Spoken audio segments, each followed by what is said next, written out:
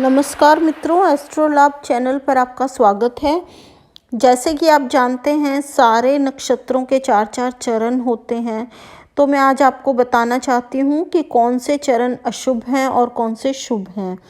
तो आप नोट कर लीजिए, चाहे याद कर लीजिए। अश्विनी का पहला चरण अशुभ है। अभी मैं अशुभ चरणों के बारे में बता रही हूँ। भरणी का तीसरा चरण अशुभ है। कृतिका का भी तीसरा चरण अशुभ है। रोहिणी का पहला, दूसरा, तीसरा तीनों अशुभ हैं।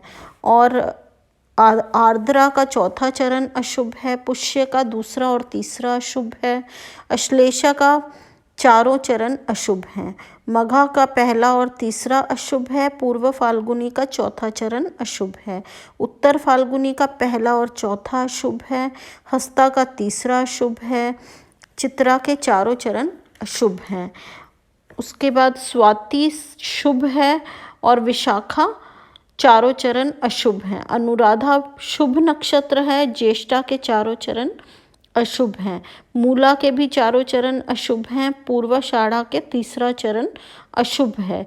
उत्तराषाढ़ा और श्रवण, घनिष्ठा, शतभिषा सबके चरण शुभ हैं, पर पूर्व भाद्रपद का चौथा चरण अशुभ है और रेवती का भी चौथा चरण अशुभ है। उत्तर भाद्रपदा जो रेवती से पहले आता है वो शुभ नक्षत्र है। तो मैंने आपको बताया कौन कौन से चरण अशुभ हैं, तो आप शुभ बाकी सब चरण शुभ माने जाते हैं।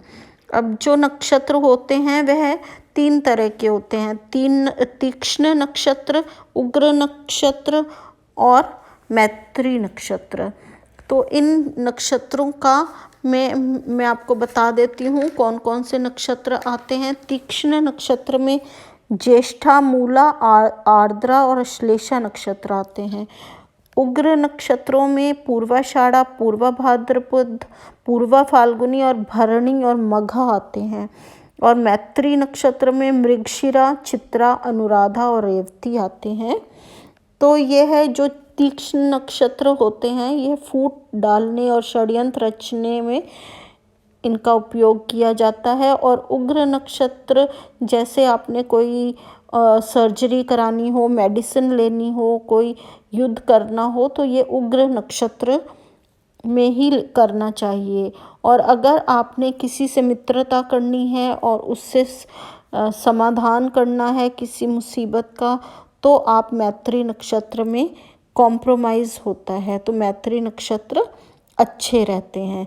तो आपको मैंने नक्षत्रों के बारे में बताया। आपको कैसा लगा वीडियो आप कमेंट कर सकते हैं।